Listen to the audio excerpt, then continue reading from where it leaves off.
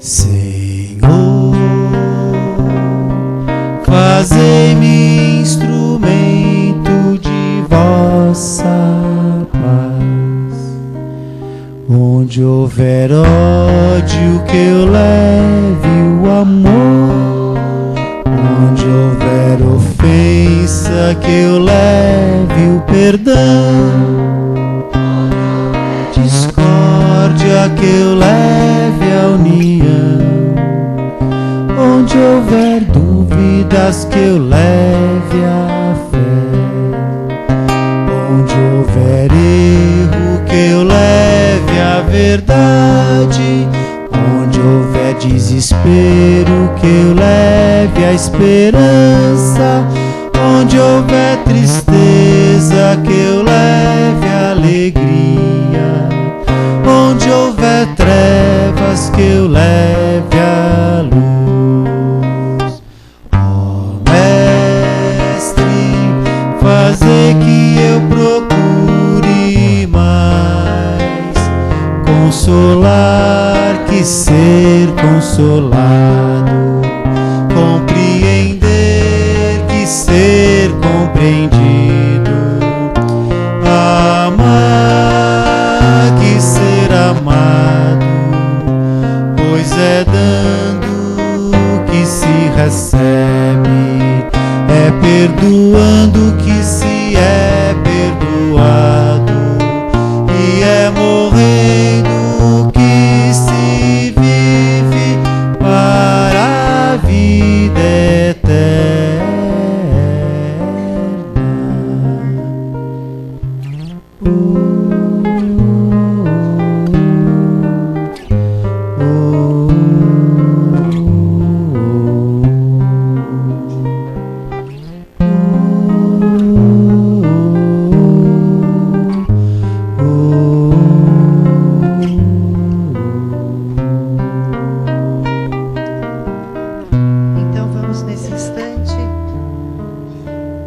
Fechar os nossos olhos, nos acomodar confortavelmente em nossas cadeiras, nos harmonizar com o ambiente amigo, que desde as primeiras horas do dia vem sendo preparado para que possamos receber essa energia maravilhosa que a espiritualidade nos trouxe. Vamos unir o que temos de melhor em nosso pensamento, em nosso coração, ao pensamento e ao coração do nosso amado Mestre Jesus.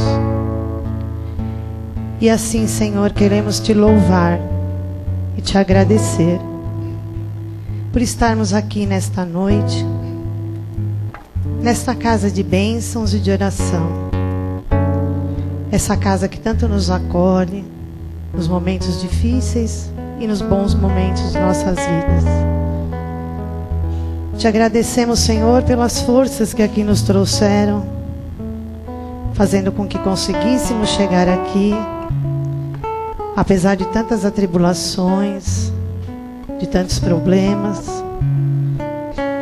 Quando muitos, Senhor, estão em seus lares, desalentados, caídos, precisando de Ti, Senhor, mas não tendo coragem de vir buscá-lo.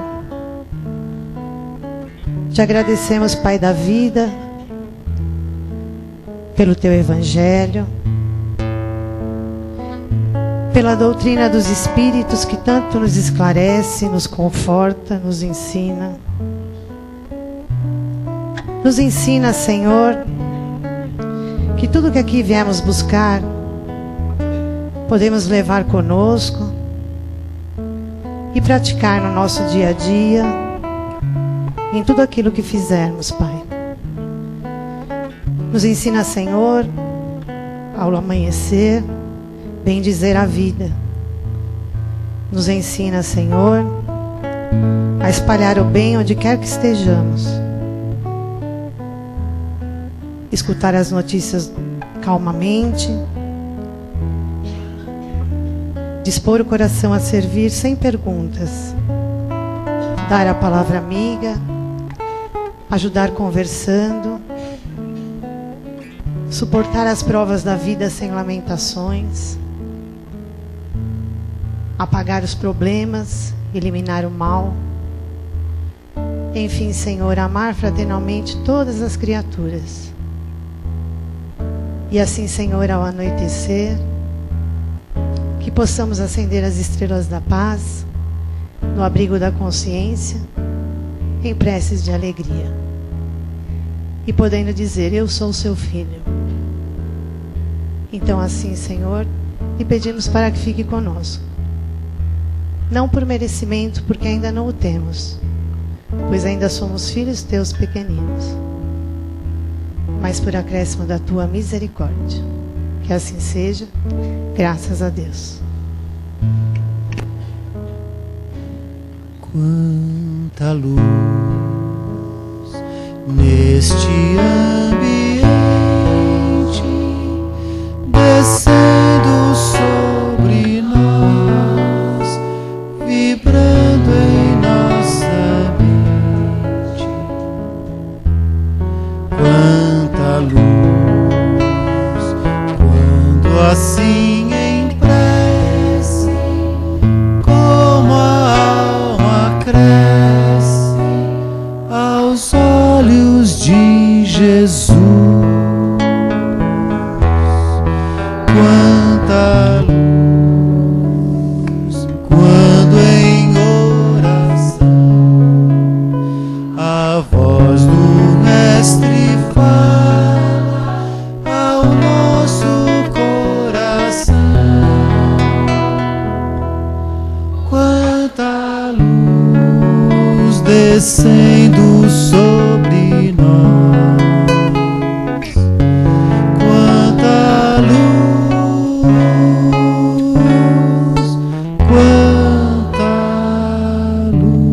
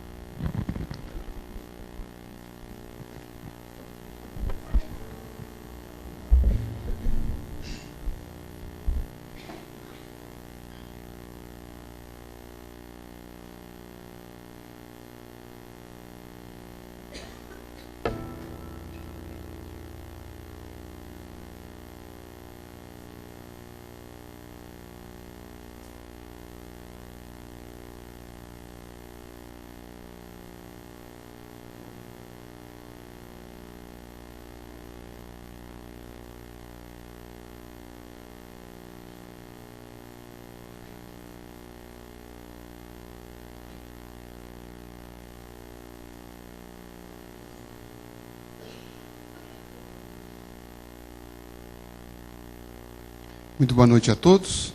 Boa noite. Paz e alegria.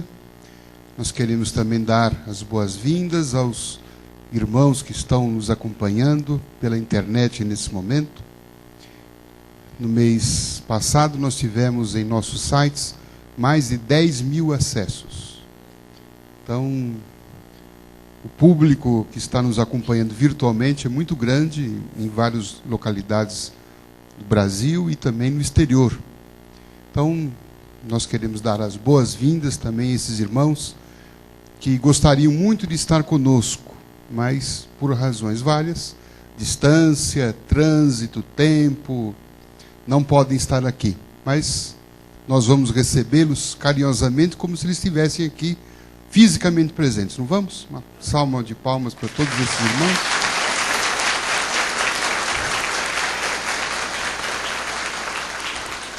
Olha, caiu a conexão, precisa bater novamente palmas.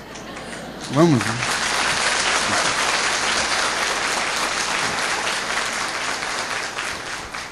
Muito bem, o Grupo Esperança hoje está recebendo mais uma vez, pela terceira vez aqui, para a nossa alegria, o nosso companheiro, confrade, amigo, Odilon Wagner, que mais uma vez nos brinda aqui na nossa casa. Talvez dispensasse apresentações, porque ele é mais conhecido que todo mundo, nós juntos aqui, né? não só um grande ator, um dos maiores atores brasileiros, diretor de teatro, produtor, e está em primeira mão, pode já divulgar ou não? Estará na próxima novela das 8, Salve Jorge, né? Mas, além de tudo, Odilon é espírita, trabalhador da doutrina, participante da Casa Espírita, do Grupo Castelã, onde nós ali já estivemos algumas vezes também para realizar palestra. E tenho certeza que, nas vezes que ele passou aqui, deixou muitas saudades, trouxe uma mensagem positiva, vibrante, inteligente, como é própria do seu caráter. Então, antes do Salve Jorge, salve Odilon.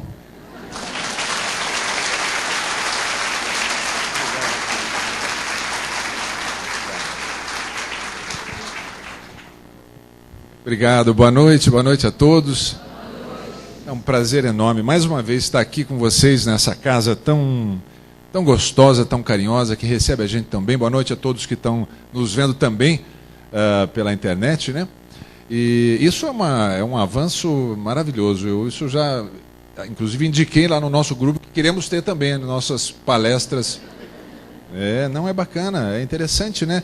Utilizar as coisas boas que a tecnologia oferece para a gente divulgar a nossa doutrina, divulgar a nossa fé, falar de coisas bonitas, né? É tão importante a gente estar falando de coisas que estimulem, que tragam bem-estar, né? Notícias que não são muito boas a gente tem toda hora, o tempo todo, né? E como é importante a gente se reunir como uma noite como essa e se dedicar alguns minutos para a gente refletir sobre coisas diferentes. Quanto tempo por semana a gente se dedica a fazer isso? Um momento de silêncio, de oração, através da música, através do que quer que seja, mas que nos conecte com um outro lado da vida. A gente tem, muitas vezes a gente tem algumas insatisfações com a vida, algumas coisas que não estão caminhando bem, e a gente costuma reclamar muito, né? Reclama, porque não sei o quê. Reclama até de Deus, né? Quanta gente bota Deus no meio da história, né? Por que Deus permitiu que isso acontecesse comigo, né? Coitadinho, o que Deus tem a ver com essa história? A gente não caminha direito nas nossas trilhas e a gente sempre acha que tem alguém responsável pelas nossas infelicidades, né? Tão comum a gente botar a culpa fora da gente, né? A gente não tem nada a ver com isso, né? Que nem tem a história, eu estava lendo outro dia uma mensagem do teu livro, do Cura e Libertação, falava que quando a gente projeta as doenças energeticamente da mente para o espírito, porque as doenças, diz Ramatiz, que é um dos grandes espíritos, autores espíritas, ele é mais radical, ele diz que 90% das doenças do mundo são de fundo espiritual. O que quer dizer isso? 90% espiritual, fundo psíquico.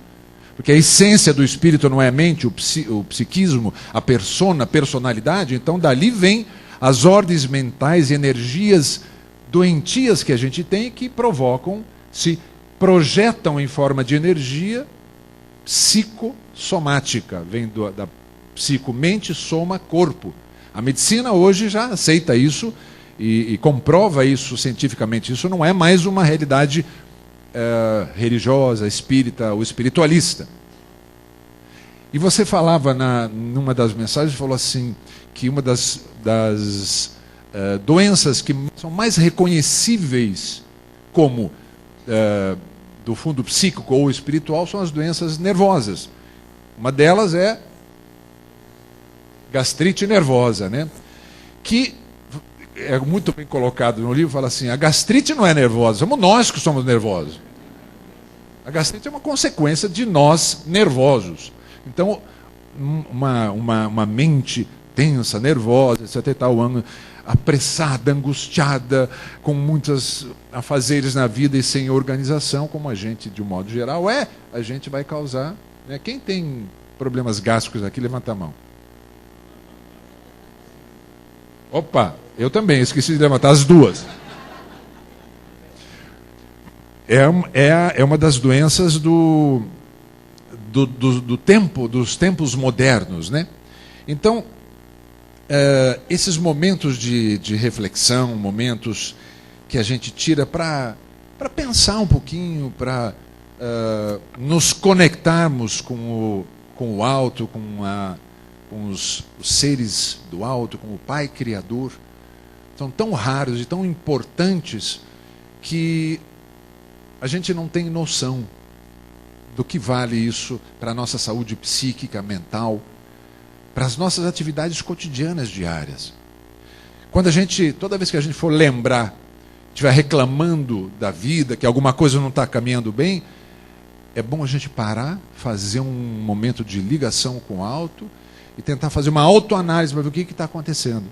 Que nós seremos, sem dúvida, inspirados para termos uma eventual solução para o nosso caminho. Tem uma historinha muito engraçada, eu nem sei se eu contei isso na outra vez, se me permitam, eu vou recontar porque a gente acaba repetindo as histórias.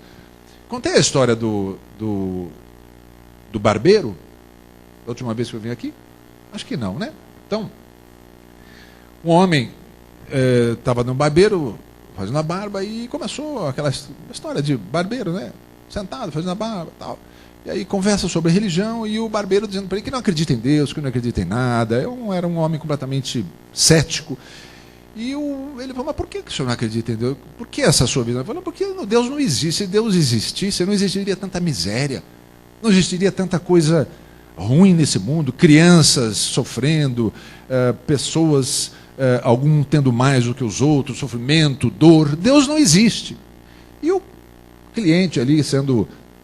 com a barba cortada, ele não quis polemizar, ficou quieto e foi embora, deixou passar aquele tempo ali e foi embora. A hora que ele saiu da barbearia ali fora, encontrou do lado de fora um desses mendigos, cabeludos, barbudos, muito moradores de rua, encostados ali no chão, né? Ele parou, olhou aqui, ele voltou lá para dentro e falou assim, olha, eu queria só dizer uma coisa, barbeiros não existem. Por que está falando isso? Porque se existissem barbeiros, não existiriam tantas pessoas cabeludas e barbudas assim no meio da rua. Daí ele fala assim, mas é diferente. Eu estou aqui. Por que eles não vêm aqui? Se ele viesse aqui, eu trataria ele. Ele falou, exatamente. Se nós não formos a Deus, nós também não vamos nos encontrar. Exatamente esse é o ponto. Então, como é que nós vamos encontrar Deus se nós ficamos na nossa correria, no nosso dia a dia, com as loucuras do dia a dia, se a gente não parar e sintonizar e buscar a presença de Deus em nossas vidas? Então, esses momentos de prece, de oração, de interiorização, que nós temos que ter no nosso cotidiano, não só no dia que a gente vem no grupo, né? Porque aqui é um ambiente bom. Aqui é um ambiente alegre, um ambiente fraterno, onde as equipes espirituais ajudam, trabalham, manutenção da vibração positiva o tempo todo. Ótimo, a gente se sente bem. Eu vou lá no Grupo Esperança, quando eu saio, para mim valeu a semana. É uma beleza, eu chego aqui, para mim é tudo na minha semana. Mas no dia seguinte, começa tudo novamente. É só botar o pé lá na rua que começa. No dia seguinte começam as loucuras. Por que a gente não leva tudo isso que a gente apreende aqui, tudo isso que a gente recebe aqui, para o nosso dia a dia? Isso é praticar a religião. Isso é praticar a religiosidade. A gente colocar em prática tudo que a gente ouve, tudo que a gente aprende, tudo que a gente acha correto, que nos cala o coração, que a doutrina espírita nos faz crescer e entender. Nós temos que praticar. Ser espírita não é um título que a gente bota na nossa vida. Eu sou espírita, mas eu sigo a doutrina espírita, eu pratico a doutrina espírita na minha vida.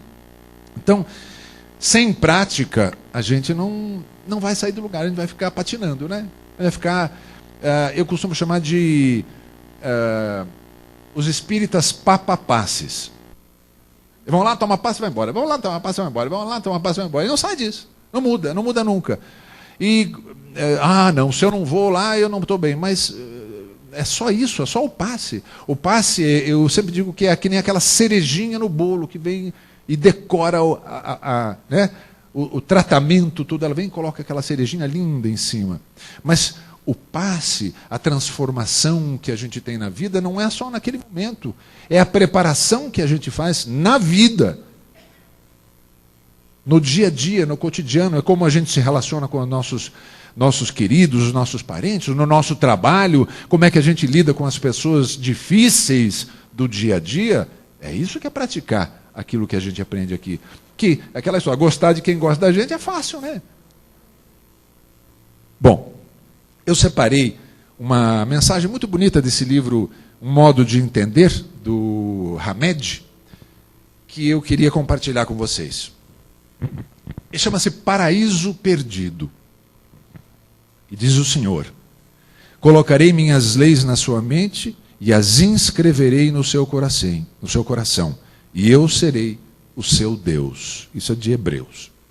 E ele comenta assim: não é necessário buscar fora, não é preciso esperar que alguém nos diga, siga por esse ou por aquele caminho. A gente adora esperar que alguém dê ordem para a gente, né? Assevera Paulo de Tarso que virá um momento existencial em que perceberemos que as leis divinas estão impressas em nós. Por isso, escreveu nos Hebreus: colocarei as minhas leis na sua mente e as inscreverei no seu coração. Para que esperarmos que os outros nos digam e ensinem o que está inscrito dentro de nós? Basta despertarmos essa verdade e não desviarmos a atenção para fora, apenas observarmos atentamente a voz sapiencial da própria alma. Mas como é que a gente ouve a voz da própria alma? Se eu estou correndo o dia inteiro, se eu estou com pressa, meu dia nunca dá para nada, se eu tenho um trabalho em casa, se meu marido é o inferno, se o meu filho não sei o quê, sempre tem alguém ou alguma coisa que atrapalha a vida da gente, que não permite que a gente tenha alguns momentos de silêncio, como a gente faz aqui, em casa. Antes de começar o dia, aquele momentozinho que eu posso botar minha musiquinha, que me traz a memória daqui do grupo, aí eu faço aquela música gostosa, e aí eu faço a minha oração, eu faço a minha ligação com a espiritualidade, com o meu anjo da guarda, e assim eu vou elevando a minha mente, pedindo a fortalecimento, pedindo a energia, o entusiasmo que eu preciso para seguir o meu dia e para tocar minha vida naquele dia. E assim eu vou começar o dia mais confiante. Apesar das dificuldades, apesar das dores, apesar de todos os percalços que ele possa ter. Um dia nos tornaremos traduções vivas das leis naturais ou divinas da terra. Quando deixamos de lado o nosso verdadeiro âmago, quem somos nós de verdade, esquecemos quem somos realmente e passamos a viver distanciados de onde saímos, da casa paterna, longe de Deus, perdidos porque fomos expulsos do paraíso, ou seja, separados da essência divina. Nós ainda nos consideramos expulsos do paraíso, né? Como se não fôssemos merecedores de conviver com o Pai. Como assim, se nós somos parte do Pai? Se nós somos também seres da criação, portanto, fomos criados por Ele, somos parte dele. Então nós não fomos expulsos de lugar nenhum. Nós somos parte da criação. Vivemos adormecidos sem a consciência clara de quem somos, o que e por que fazemos as coisas, e vivemos arrastados pelos instintos, praticamente inconscientes e apartados do eu, essência que preside a nossa vida interna e externa.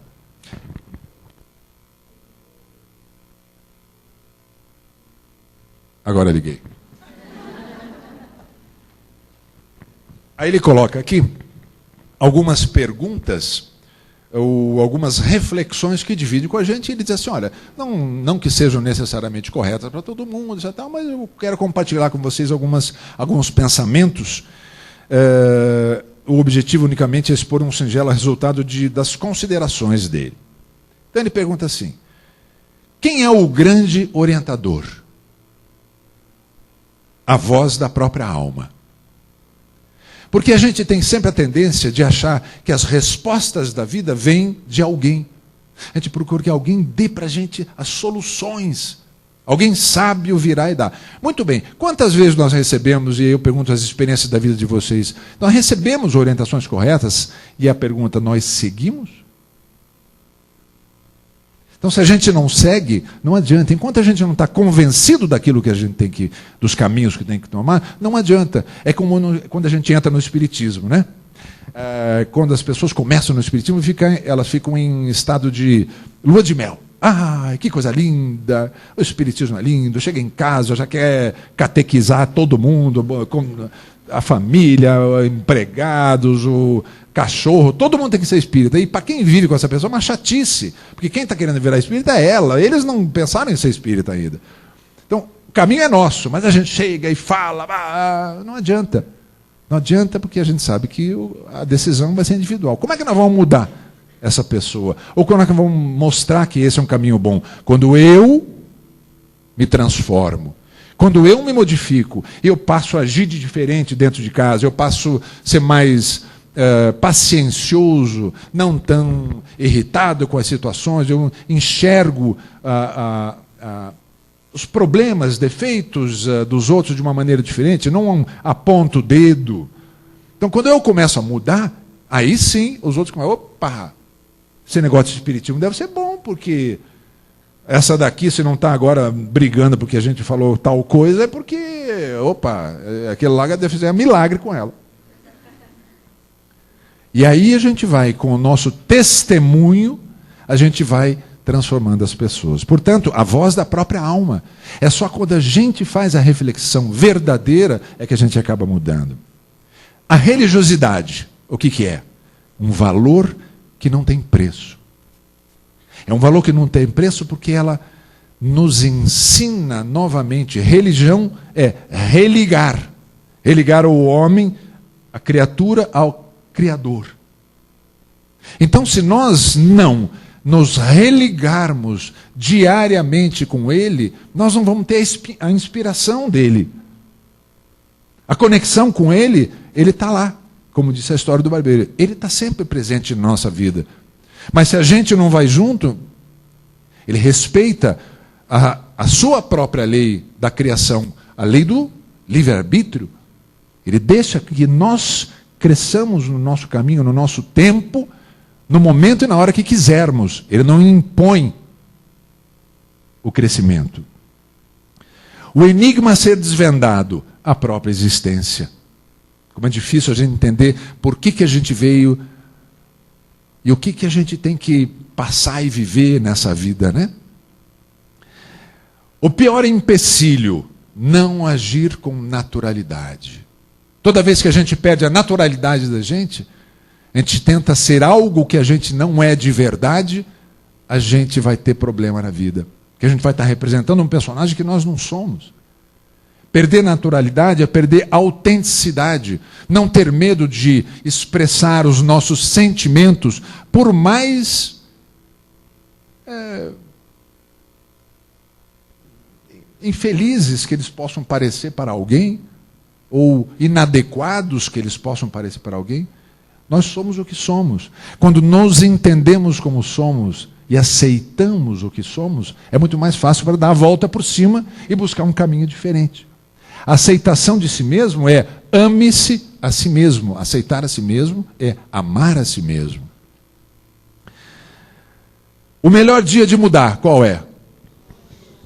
Hoje, agora, já. Por que nós estamos esperando? A gente já sabe de tanta coisa, a gente ouve tanta coisa. Por que a gente não toma as atitudes que a gente tem que tomar na vida? É que nem a história do alcoólatra que vai para o AAA. Ele chega lá e ele é orientado para dizer o quê?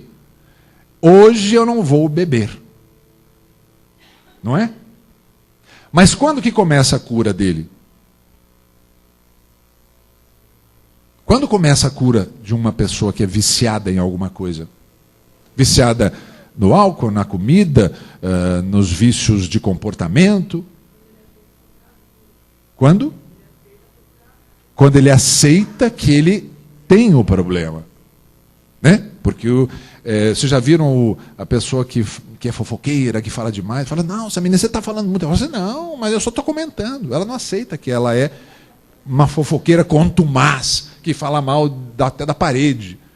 Ou a pessoa que bebe, ela diz assim, não, mas eu não sou alcoólatra, eu bebo o que eu quero. Eu paro a hora que eu quiser. Ela deve falar, então para. Eu falo, não, mas eu não quero.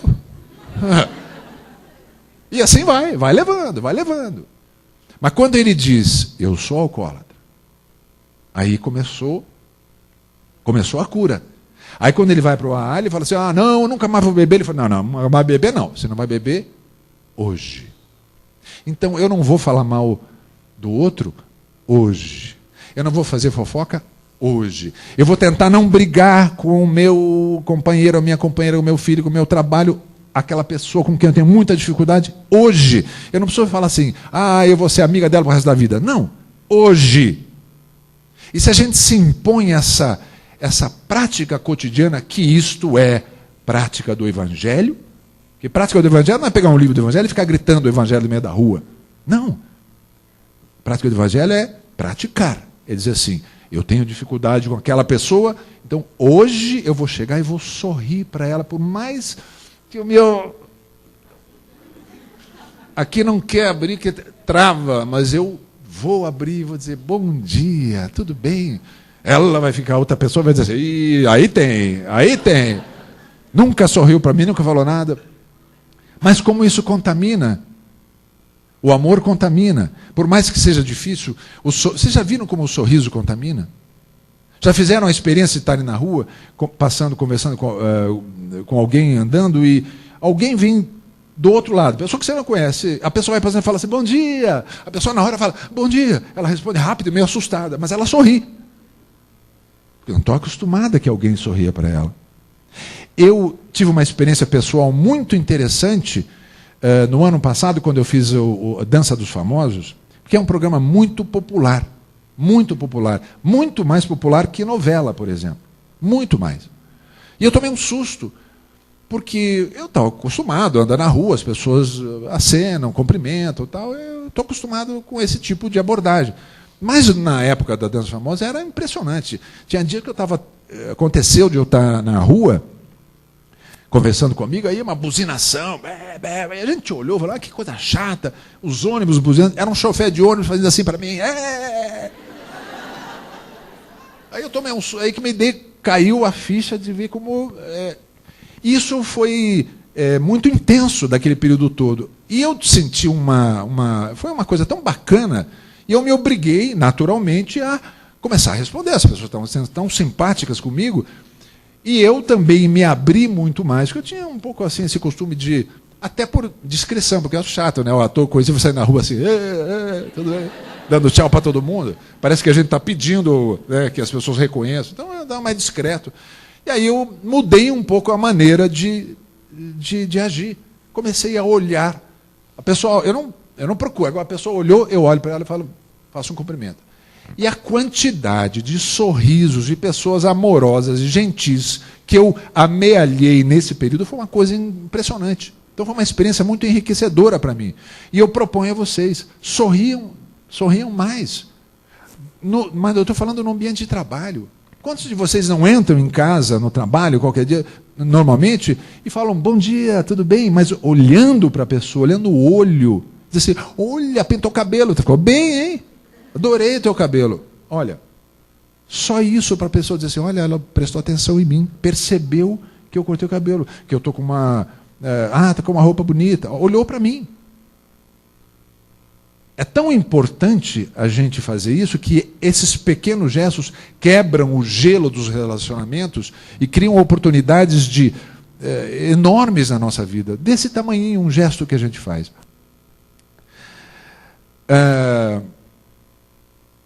Então a mudança é hoje. mudar a nossa maneira de agir, a nossa maneira de nos relacionar com as pessoas com quem convivemos. O único fracasso, aquele com o qual nada se aprende. Se a gente não aprender com os erros, conhece aquele tipo de gente que fala assim, fulano tem dedo podre, todas as mulheres dele são tudo, nenhuma presta. Só vem gente complicada para ele, só tem mulher problemática, neurótica. Espera aí, tem alguma coisa errada com quem? Com ele. Ele está atraindo para ele só, então alguma coisa está errada com essa pessoa que não está aprendendo com os seus relacionamentos. E está mantendo mesmo os padrões comportamentais que colocam na frente dele pessoas semelhantes. Aquela história, cachorro, como é que é? Ditado, cachorro com mordido por cobra tem medo de linguiça.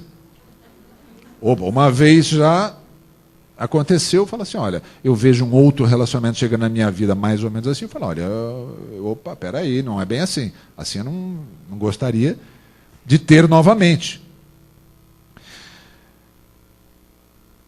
O mais perigoso dos erros, querer acertar sempre. A gente não acerta sempre. Tão difícil, né? Perfeccionismo. Nós não somos perfeccionistas. Quer dizer, nós não somos perfeitos e queremos ser perfeccionistas. Muitas vezes o desejo de acertar demais faz com que a gente tenha planos tão inatingíveis que tornam a coisa difícil, faz a gente sofrer. Olha, os amadores construíram a Arca de Noé e os profissionais perfeccionistas construíram o Titanic. Qual que afundou? Então, de passo a passo, devagarzinho, a gente consegue. Não vamos botar metas muito elevadas com que a gente não consiga cumprir. O egoísmo, estado natural e transitório dos seres humanos. Como nós somos egoístas? Nós somos egoístas porque nós pensamos sempre no nosso lado em primeiro lugar. É muito difícil a gente, numa situação, dizer assim, mas tem razão, ele está passando por determinada coisa, eu entendo porque ele não vou me magoar, porque eu sei que ele está passando por essa situação. De um modo geral, o nosso personalismo fala mais alto e a gente dificilmente aceita as posições contrárias às nossas. E aí iniciam-se tantas brigas e desnecessárias, não é? O mais generoso dos sentimentos, o auto-perdão. Porque a gente também é rigoroso conosco mesmo, não é? Quando a gente faz uma coisa errada, a gente se pune para o resto da vida. Por que eu fui fazer aquilo? E a gente vai carregando aquela culpa. Isso faz um mal, isso faz um peso nas nossas costas, porque a culpa não leva a nada. A culpa é uma sacola cheia de pedras que a gente tem nas costas, que vai pesando, e segundo cura e libertação, a culpa ela age como sentimento profundamente na área cardíaca. Porque a pessoa culpada, ela fica magoada, rancorosa com a vida, e esse sentimento ataca diretamente o coração, nos adoece. Então vamos nos perdoar. Da mesma forma que a gente tem que perdoar o outro, tem que perdoar a si mesmo pelos erros cometidos. Eu errei, ótimo, muito bom, nós somos humanos, normal. Mas vamos então, o que nós vamos fazer agora, a partir do erro? Deixa o erro lá atrás. Não vamos trazer os problemas de trás. É que uma ferida, você tem uma ferida aberta no braço, a gente fica coçando a ferida, ela não fecha nunca. E aquilo vai se transformar numa coisa horrível. Tem que passar um remédio para secar a ferida. E as feridas da alma são iguais. Tem que ir secando. Tem que ir eliminando. Agora, se eu vou ficar remoendo as feridas da alma, as feridas do passado, e eu não estou falando nem passado tão distante, estou falando passado até recente, desta vida. Mágoas com familiares, com pais, gente que nos magoou, gente que nos traiu. Então, é tão bom aquilo que eu carrego comigo aquilo pro resto da vida. Eu quero ficar sofrendo aquela traição, aquela dor, porque eu adoro sentir esse sentimento. É isso que a gente faz, quando a gente não esquece das dores do passado. Isso são lixos mentais. Lixo vai para onde? Lata do lixo. Não vamos carregar isso, não, nós vamos ser confundidos com lata de lixo por aí. Então, essa próxima fala da mesma coisa. Qual é a emoção que corrói? A emoção que corrói. Mágoa. Mágoa, essa é a pior de todas. A gente fica magoado internamente, né? E aquilo vai criando um poço de fel dentro da gente. A vida sem amor, um profundo desânimo. Então vamos amar, vamos praticar esse amor fraterno de todos os lados. Não é só aquele amor individual, egoísta que a gente está acostumado. Amor em todas as esferas, inclusive amor próprio. Começando com amor próprio. Me perdoando, aceitando como eu sou como qualquer outro. Eu me aceito como eu sou. Quando eu me aceito como eu sou, eu passo a aceitar o outro como ele é também. Maior de todos os riscos, não correr risco nunca. Tem horas da vida que a gente tem que correr um riscozinho, né? Para ver se a gente acerta os planos, ideias, projetos, riscos. Os riscos fazem parte da vida, como perder e ganhar também fazem parte da vida.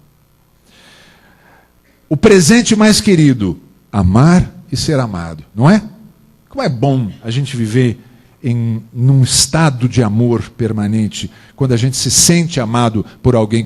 Muitas vezes, quando a gente não é amado, talvez até na própria, ou não se sente amado na própria casa, mas quando a gente tem um amigo no trabalho, um vizinho, um familiar, qualquer outra pessoa que repõe uma carga de amor necessária que a gente tem. Muitas vezes não é uma pessoa nem da família, uma pessoa que a gente mal conhece, mas traz tanta coisa positiva para a vida da gente, e aquilo repõe nosso tanque, né, de estoque de amor necessário para a gente seguir a vida. Raiz de todo bem, respeito por tudo e por todos. Resultado do medo. Opa, medo. Tem muita gente que tem medo aqui? Medo da vida?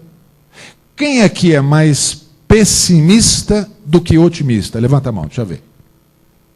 Só? Opa, o Grupo Esperança está fazendo um trabalho bom aqui.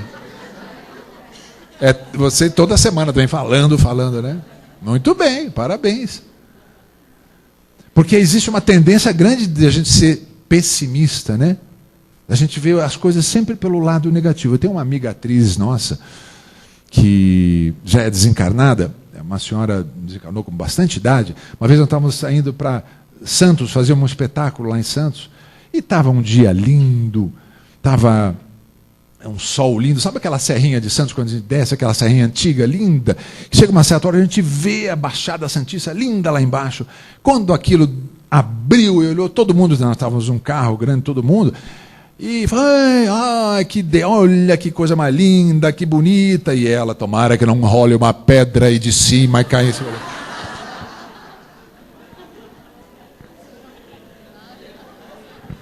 Esse é o retrato do pessimista, né? Sempre acha que alguma coisa pode acontecer. É incapaz de ver naquele momento as coisas boas. Mas a gente tem muito de pessimista, né? Pessimista em relação à capacidade que o outro tem. Foi gol do Corinthians, hein? Tem muito corintiano aqui? E santista? Mas pelo menos tem uma ali, mas ela é fiel. Que vença o melhor. A gente é muito pessimista, sim. A gente é pessimista principalmente em relação a entender o próximo. Não, aquele lá não tem jeito. Aquele lá não tem jeito. Não perca tempo com ele, não. Aquilo lá é assim mesmo. O resto da vida vai ser assim. E a gente coloca, como a gente fala hoje, um mandamento, né? Vira um mandato. Aquele fulano é um rótulo. Fulano é assim, acabou. Nem perca seu tempo que aquilo lá não tem jeito. Está perdido. E tem alguém perdido? Nós podemos ser considerados perdidos para alguém também, né? Então, cuidado com isso. Não. Se nós podemos mudar, qualquer um pode mudar. Resultado do medo, perda da originalidade. Não vamos ter medo. Não vamos ter medo, não. O medo é tão limitador que ele faz a gente perder as possibilidades de ter tudo de bom que a gente poderia ter na vida. Pelo medo de tentar, pelo medo de avançar, pelo medo de tomar uma atitude de mudança em qualquer área da nossa vida. Até nos relacionamentos pessoais. Pensem nos relacionamentos pessoais. Muitas vezes a gente, com a rotina dos relacionamentos da vida, do casamento, fala assim, mas você não sabe, a minha casa, não, meu marido não tem jeito, aquilo lá, eu nasci para ser infeliz. A gente ouve muitas dessas coisas, né? Sempre botando a culpa no outro. A gente tem que ser feliz, independente de marido, de mulher, de filho, de pai, de nada. A nossa obrigação na vida é ser feliz. É só isso que Deus espera de nós. Que nós saibamos amar e ser amados. Nos amar. E assim seremos felizes. Então, a autoaceitação. Quando tivermos a autoaceitação, teremos uma existência serena. O obstinado defeito, qual é? A busca apressada da perfeição. É aquilo que a gente falou há pouco. Isso aí é um caos na nossa vida, essa busca infernal por sermos perfeitos, de fazer tudo certinho e cumprir a coisa que vira metódica. Tem que ser feito dessa maneira, aquelas pessoas que são metódicas, que não cumpriam o ritual familiar desse jeito não dá certo. Mas a vida não é reta, a vida é cheia de curva, não é, gente? Então como é que a gente pode querer andar reto só num caminho? Aqui em casa as coisas funcionam desse jeito, mas as pessoas dentro de casa não são todas iguais. Uma vai para o lado, outra vai para cá, e quem tem filho sabe disso. A gente cria filho tudo igual, ama igual, mas cada um é diferente do outro, não é? Cria filho gêmeo. Quem tem pais de gêmeos aqui? Olha lá, tem um lá atrás. Filho gêmeo. São diferentes ou são iguais? São iguais fisicamente. Mas são espíritos diferentes, com histórias diferentes. Então eu tenho que tratar, mesmo até os filhos gêmeos. Existem gêmeos corporais, mas não existe espírito gêmeo. Isso não existe. Cada um tem a sua história. Então nós temos que tratar cada uma das pessoas da nossa vida com uma forma diferente. Essa necessidade do perfeccionismo traz grandes danos na nossa vida. Olha, vou contar uma historinha para vocês. Uma vez, tinha um açougueiro que estava lá no seu negócio, e de repente um dia ele chega lá, no açougue, ele vê um cachorro parado ali fora. E ele, espantou o cachorro para fora. Aí ele acabou, o cachorro volta outra vez. Aí ele foi ali, olhou bem, tinha o cachorro estava com um bilhetinho na boca. Ele foi lá, pegou o bilhetinho, abriu. Por favor, me envie 5 quilos de carne de primeira, 18 linguiças. Aí pegou, olhou ali, tinha mais, tirou, dentro do bilhete que ele pegou, tinha o cheque, o valor. Ele falou, que interessante. Foi lá, pegou, cortou, 5 quilos de carne, 18 linguiças, embrulhou, botou num saquinho plástico, botou na boquinha do cachorro, e o cachorro saiu. Ele ficou tão espantado com aquilo, ele foi seguir o cachorro. Ele falou, não, peraí, isso eu quero ver onde é que ele vai. Seguiu o cachorro, desceu a rua, passou um cruzamento, chegou a atravessar uma rua lá na frente, ele parou, aquele sinal que aperta, ele levantou com o focinho, bum, apertou, pegou novamente a sacola e atravessou e foi. Ele ficou encantado com aquele cachorro e foi atrás do cachorro. Desceu uma rua, subiu outra, chegou na frente à porta de uma casa, largou o saquinho e veio correndo para trás e bum, se jogou na porta. A porta não abria. Voltou para trás, bum, se jogou na porta, a porta não abria. Saquinho no chão. Ele deu a volta, viu que ele purou uma muretinha, foi lá por trás, na janela do fundo de vidro e começou a bater com a cabeça no vidro, assim. Aí voltou, sentou em cima da porta, na frente da porta. Dali a pouco abre a porta alguém, o dono dele. Abriu a porta e pá, começou a bater no cachorro. O açougueiro ficou maluco, falou, mas o senhor está maluco? O que o senhor está fazendo? Esse cachorro é um gênio. Ele falou, gênio? Segunda vez nessa semana que ele esquece de levar a chave.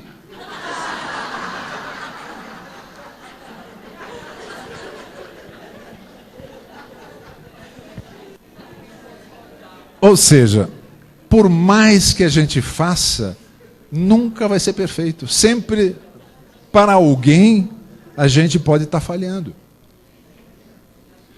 Então vamos nos confortar. Aquela história, né? Os amadores fizeram a Arca de Noé, os profissionais fizeram o Titanic. Então, a gente tem que nos aceitar, nos conhecer. Quando a gente se conhece, aliás, quando a gente conhece os outros, a gente é chamado de inteligente. Quem conhece os outros é inteligente. Mas quando a gente se conhece, a gente passa a ser iluminado. Quando você vence os outros, você é forte, mas quando você vence a você mesmo, você se torna invencível. Então não importa o que os outros digam de você, se aqueles que não te reconheçam no trabalho, não reconheçam as tuas capacidades, aquele que não te reconhece na família, você é uma pessoa que se dedica à família e tal, mas sempre tem um desdém em relação a você, não importa. Esse problema é deles, não é teu. Você continua fazendo o teu trabalho, você continua fazendo o teu bem e deixa eles seguirem o caminho deles, não te importa.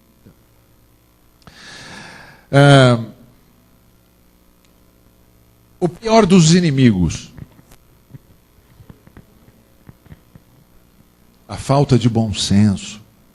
Falta de bom senso, falta de equilíbrio para a gente tocar a vida da gente, né? A gente diz que o Espiritismo é uma religião de bom senso.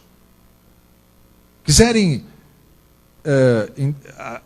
para entender o Espiritismo é o seguinte: qualquer pessoa que chega para a gente e fala qualquer coisa sobre o Espiritismo, é só você fazer uma análise simples de bom senso. Pensar. Por exemplo, uma casa espírita é boa ou não é? Como é que eu vou saber se uma casa espírita é boa ou não é? Muito bem, mas indo lá e vendo os frutos que ela dá.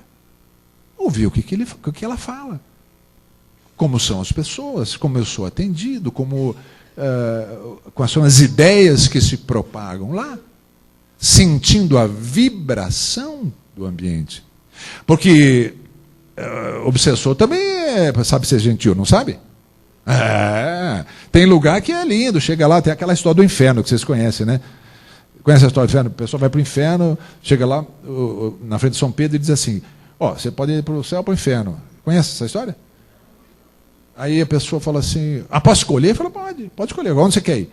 Ele falou o seguinte: conhece um, depois você decide. Então tá bom, eu vou para o céu primeiro. Entra no céu, aquela beleza, aquele ambiente gostoso, né? Agradável, todo mundo muito feliz, tal, mas tá bom, vamos conhecer o inferno. Aí desceu lá, vou para outro lugar do inferno, abriu a porta, aquela praia linda, maravilhosa, música, aperitivo, gente alegre, feliz, dançando.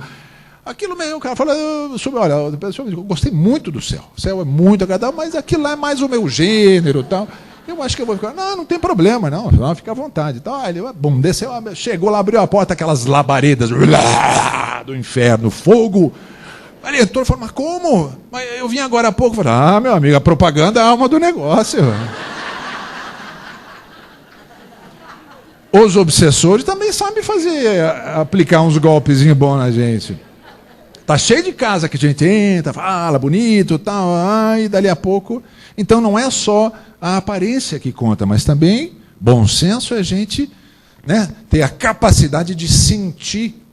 Como é que a gente se protege de ambientes, não sei o quê? Ora, só a gente ligar as nossas anteninhas, né?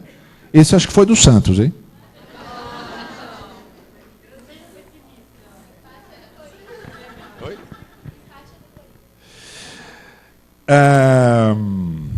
Muito bem. Necessidade incondicional, a entrega nas mãos de Deus. A gente se entrega na mão de Deus, de fato. A gente se comunica com Ele. A gente abre espaço na nossa vida para que Deus entre nela. Será que a gente tem tempo para Deus? Tem uma mensagem muito linda que eu queria compartilhar com vocês. Vocês conhecem aquela mensagem: eu pedi a Deus? Pedir a Deus para tirar a minha dor? A oração. Pedir a Deus para tirar a minha dor. E Deus disse, não. Não cabe a mim tirá-la, mas assim você desistir dela. Aí eu pedi a Deus para me dar paciência, e Deus disse, não. A paciência é um derivado das tribulações, não é doada, ela é conquistada. Pedi a Deus para me dar felicidade, e Deus disse, não. Eu lhe dou as bênçãos, a felicidade depende de você. Eu pedi a Deus para me proteger da dor, e Deus disse, não. O sofrimento lhe separa dos conceitos do mundo e lhe traz para mais perto de mim. Pedi a Deus para fazer o meu espírito crescer, como se alguém pudesse fazer isso por mim. E Deus disse, não, você tem que crescer sozinho, mas eu lhe podarei para que você possa dar frutos. Eu pedi a Deus todas as coisas para que eu pudesse gostar da vida. E Deus disse, não, eu lhe dou a vida para que você possa gostar de todas as coisas.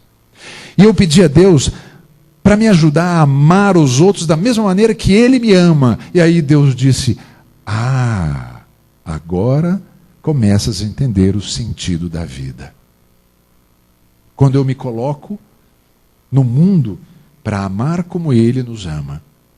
É a única forma que a gente tem de encontrar Deus no nosso dia a dia, no nosso cotidiano. É quando nós entramos em sintonia com as suas leis maiores e a sua lei maior que ama ao próximo como a ti mesmo.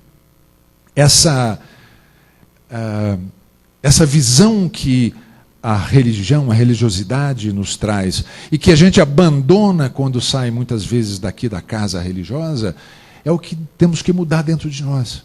É carregar esta experiência mística de se ligar com uma espiritualidade superior e dizer, Deus,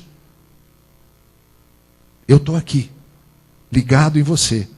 Fazer a minha oração, ir até Ele, ligar os meus canais de sintonia com Deus e receber as inspirações, os conselhos que preciso receber.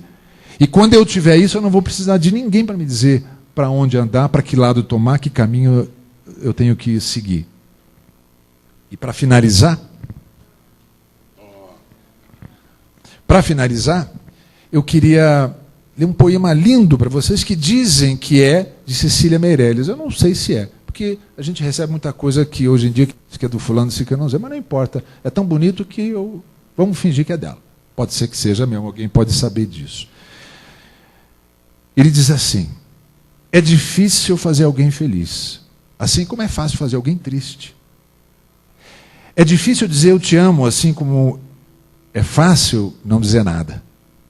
É difícil valorizar um amor, assim como é fácil perdê-lo para sempre.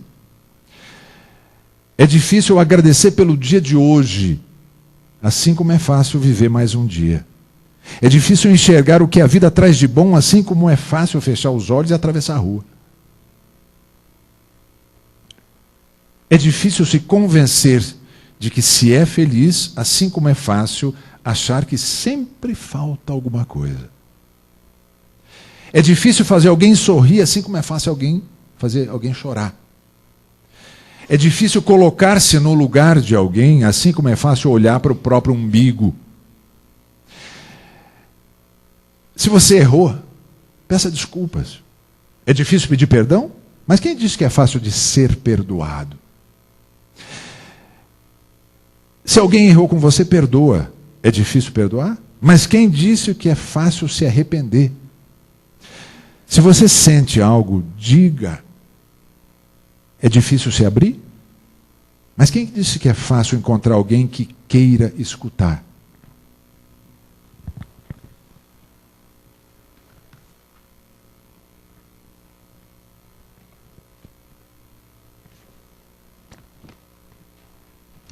Se alguém reclama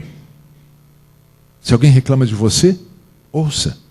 É difícil ouvir certas coisas, mas quem disse que é fácil ouvir você? Se alguém te ama, ame. É difícil se entregar, Mas quem que disse que é fácil ser feliz? Nem tudo é fácil na vida, mas com certeza nada é impossível. Precisamos acreditar, ter fé e lutar, para que não apenas sonhemos, mas também tornemos todos esses desejos realidade. Não é lindo? Então vamos sonhar. Vamos sonhar. Vamos sonhar e vamos colocar em prática os nossos sonhos. Não vamos estabelecer limitações para a vida da gente. A gente pode tudo. Qualquer um de nós pode tudo. Não tem essa história, você não conhece a minha história. Não existe isso. Qualquer um pode tudo, porque todos temos a centelha divina dentro de nós. Nós precisamos acender essa centelha. Precisamos ter fé, acreditar e despertar em nós o entusiasmo pela vida. E o entusiasmo o que é?